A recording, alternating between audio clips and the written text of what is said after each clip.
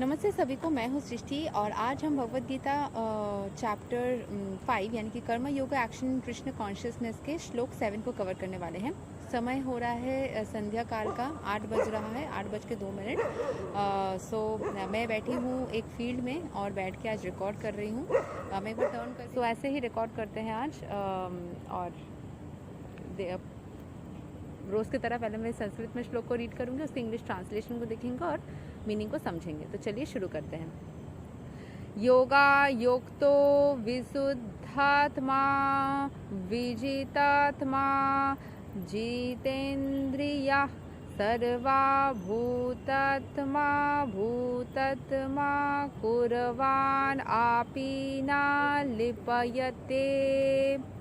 One who works in devotion, who is a pure soul and who controls his mind and senses is dear to everyone and everyone is dear to him. Though always working, such a man is never entangled. ये बहुत ज़्यादा ज़रूरी है and इसका मैं अपने life में ना एकदम सीधा सीधा मैंने देखा है उतरते हुए कि अगर मेरे कोई लव्ड वन के साथ में मेरा कोई इशू हुआ था, मतलब मैं किसी एक दिन के लिए बहुत भड़क गई थी, तो उसने मेरे साथ में ज़िंदगी भर के लिए जो रिश्ता था उसको तोड़ने का फ़ैसला किया था। फिर हमने किसी तरीके से मैनेज कर लिया। फिर बहुत दिन बाद वापस से ऐसा सिचुएशन आया था। सो उसके बाद उसने मेरे साथ दोस्ती तोड़ ही दी। सो if you though I am a devoted soul, but हो सकता है ना कि हम मटेरियल कॉन्टामिनेशन में रहते हैं एंड वर्ल्ड में इतने सारे चीज़ों के साथ में रहते हैं, तो कहीं ना कहीं हम जितना भी कोशिश करें गलती थोड़ी बहुत हो ही जाती है। So one who works in devotion becomes a pure soul and he can control his mind. If you are able to control your mind and all your senses, then you are able to keep yourself away from any kind of material entanglement. जितना ज़्यादा आप खुद को हर एक समस्याओं से मतलब हर एक चीज़ से उलझनों से गुस्सा से या समस्याओं से दूर रखोगे, उतना ज़्यादा ही आप मतलब खुद को प्रोटेक्टेड रख पाओगे and you will be very near and dear to everybody. Because कोई भी इंसान एक झगड़ेलू इंसान के साथ में या फिर जो दिमाग गर्म करता है, इन सारे लोगों के साथ में उनको अच्छा नहीं लगता। So to be happy first you need to be check on your behaviour, that is very important. हाँ, एक दो बार गलती हो सकती है, बट कभी कभी वो एक दो बार की गलती ना वैसी हो जाती है कि एक कटोरी दूध में आपने एक ड्रॉप अगर नींबू डाल दिया ना तो सब कुछ ख़राब हो गया, लाइक दैट। एनीवेज, यहाँ के एक्सप्लेनेशन को समझ लेते हैं। One who is on the path of liberation, मैं थोड़ा इसको यहाँ ले लेती हूँ so that I can see properly. One who is on the path of liberation by Krishna consciousness is very dear to every living being and every living being is dear to him. This is due to his Krishna consciousness. Such a person cannot think of any living being as separate from Krishna, just as the leaves and branches of a tree are not separate from the tree. मतलब जो Krishna consciousness में एक बार आ गया, वो हर एक चीज़, हर एक living being से ना प्यार करता है, हर एक चीज़ में उसको अच्छा है, मतलब हर एक लिविंग बीइंग उसके हृदय के बहुत करीब होता है। एंड ये कृष्ण कॉन्शियसनेस के लिए ही है कि हर एक लिविंग बीइंग तो कृष्ण से दूर नहीं है ना, तो वो किसी भी इंसान के साथ में ना मतलब किसी को वो ख़राब सोच नहीं सकता। अगर बाई चांस मटीरियल कॉन्टामिनेशन में आके उसने एक दो सेकेंड के लिए मिसबिहेव कर भी दिया या फिर ख़राब कुछ बोल भी दिया, लेकिन उसको रियलाइज़ हो जाता है, वो अपने दिल में ना उस चीज़ को दबा करके नहीं रख सकता कि हाँ ये इंसान ख़राब है, ये इंसान ऐसा है, क्योंकि वो हर किसी को माफ़ कर देता है या खुद भी हर किसी को बहुत अपना लेता है बहुत आसानी से। He knows very well that by pouring water on the roots of the tree, the water will be distributed to all the leaves and branches. तो जैसे कि एक पेड़ के हर एक वृक्ष मतलब हर एक ब्रांच एंड इसके लीव्स उसी के पार्ट है, वैसे ही हम सारे पार्ट्स एंड पार्सल्स तो ईश्वर के ही पार्ट एंड पार्सल्स है ना, हम उनसे अलग नहीं हैं। तो जैसे ही पानी आप रूट में डालेंगे वो पूरे ट्री में फैल जाएगा, वैसे ही आप जैसे ही कोई एक ईश्वर को आप मानेंगे तो उनके सारे पार्ट्स एंड पार्सल्स के साथ में जाएगा, या फिर कोई भी एक पार्ट एंड पार्सल के साथ में अगर आपने अच्छे से बिहेव किया या ख़राब बिहेव किया, वो ईश्वर तक पहुंचेगा या बाकी लोगों तक भी वो फीलिंग जा सकती है। मतलब everybody is connected energetically. So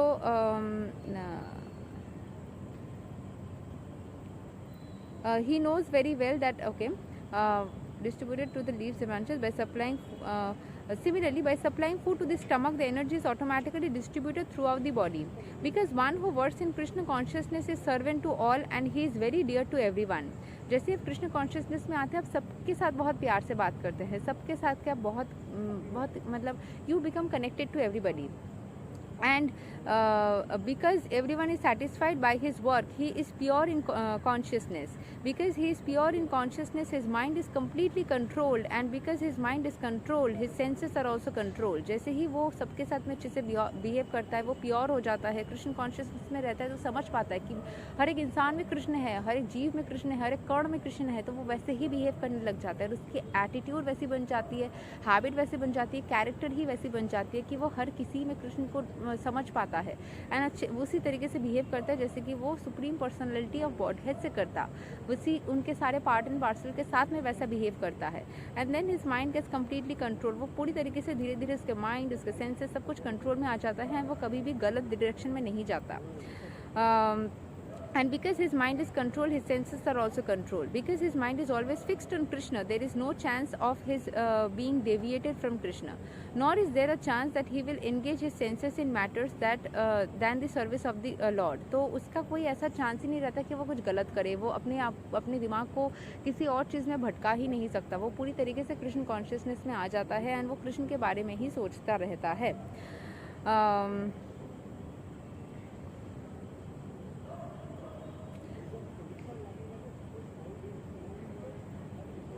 Nor is there a chance that he will engage his senses in matters other than the service of the Lord. He does not like to hear anything except topics relating to Krishna. He does not like to eat anything which is not offered to Krishna. इसीलिए बोला जाता है ना, क्योंकि जब आप खाना बनाते हो उसमें आपके भाव लग जाते हैं, उसमें अगर आप नेगेटिव फीलिंग के साथ में किसी ने खाना बनाया तो वो आप कंज्यूम करते हो, जैसे अर्ण वैसे ही मन।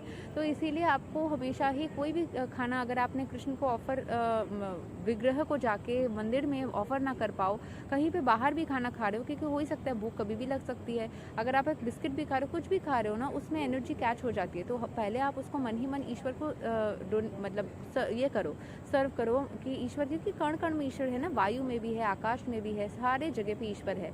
सो आप उसको ईश्वर को डोनेट करो, मतलब डोनेट इन द सेंस आप उनको ऑफर करो कि ईश्वर ये आप पहले ग्रहण करो, मन ही मन आप उसको 10-20 सेकेंड्स 30 सेकेंड्स के लिए आप ईश्वर के पास में उसको ऑफर करो, मंत्र चैंट करो, हरे कृष्ण कृष्ण कृष्ण हरे हरे, हरे राम राम राम हरे हरे, ठीक है, ऐसे नाम चैंटिंग करो तो उसमें ईश्वर की एनर्जी आ जाएगी, तो फिर उसके बाद आप उसको कंज्यूम कर सकते हो। सो देन ऐसे अगर आप पूरे प्रथागत भी ना कर पाओ, मन ही मन कर सकते हो, मन में खाने के वक्त सोच सकते हो कि कृष्ण पहले आप इसको ज़रूर ग्रहण करें, आपको मन से शांति महसूस हो जाएगी, एंड फिर आप उसको खा सकते हो। And he does not wish to go anywhere if Krishna is not involve, therefore his senses, आप हर जगह पे अपने अगर आप चैंट करते हो ना, कृष्ण को आप खुद ही इन्वॉल्व कर सकते हो हर एक जगह पे। Therefore his senses are controlled, a man of controlled senses can not be offensive to anybody. जैसे मैं कृष्ण कॉन्शियसनेस में हूँ, बट मैं कभी कभार खुद की मतलब बहुत ही, क्योंकि मटेरियल वर्ल्ड में रहते हैं ना, कभी कभार मुझे भी शायद गुस्सा आ जाए, या ऐसा हो चुका है, मैंने शायद कभी कुछ ऐसा शब्द व्यवहार किया है जिससे कि किसी को दर्द मिले, मैं उसके लिए सॉरी भी करी हूँ, बट कभी कभी हम किसी को खुद दर्द में होते तो किसी को शायद माफ़ ना कर पाते हैं। So anyways, he does not like to hear anything except topics relating to Krishna. He does not like to eat anything which is not offered to Krishna, and he does not wish to go anywhere if Krishna is not involved. Therefore, his senses are controlled. A man of controlled senses cannot be offensive to anyone. One may ask why then was Arjun offensive in battle to others? Wasn't he in Krishna consciousness? Arjun was only superficially offensive because, as he already been explained in the second chapter, all the assembled persons on the battlefield would continue to live individually as the soul can not be slain. तो आप आत्मा को कभी मार नहीं सकते, तो अर्जुन ने किसी भी आत्मा को मारा नहीं, उस सिचुएशन में ऐसा था कि उसको फाइट करना था, अपने प्रोफेशन अपने धर्म को पालन करना था। सो उसने ऑफेंसिव नहीं हुआ, वो कृष्ण ने ही उनको बोला कि आपको अपने प्रोफेशन के हिसाब से लड़ना होगा, दैट इज़ योर दायित्व, कर्तव्य। So spiritually he was not killing anyone on the battlefield of Kurukshetra. Nobody was killed actually. Only their dresses were changed in order of Krishna, who was personally present. Therefore, Arjun, while fighting on the battlefield of Kurukshetra, was not really fighting at all. He was simply carrying out the orders of Krishna in full Krishna consciousness, such as a person is never entangled in the reactions of work. जब आप Krishna consciousness में रहोगे ना, अगर आपने कुछ गलत भी कर दिया है तो आप ईश्वर से माफ़ी मांगो। अगर जिसके साथ में आप कर रहे हो वो इंसान अगर आपको अंदर से माफ़ नहीं भी कर पाए, आप ईश्वर से डायरेक्ट कम्युनिकेट कर सकते हो, उनसे रिक्वेस्ट कर सकते हो कि प्लीज़ गॉड मैंने अगर गलत कर दिया तो मुझे प्लीज़ आप माफ़ कर दीजिए। And Krishna is very merciful, he will definitely आपको माफ़ कर देंगे एंड आपको सही राह पे लेके जाएंगे एंड अपने जो भी कर्म किया उसको आप समझ भी पाओगे and you will feel the difference when you surrendered yourself to the supreme personality of godhead. हरे कृष्णा, जय श्री कृष्णा। यही तक था श्लोक नंबर 7। अगले श्लोक में ना 8 एंड 9 एक साथ में क्लब किया हुआ है। दिस इज़ नॉट सेपरेट श्लोक, ओनली वन श्लोक। सो अगले वीडियो में हम उसको कवर करेंगे।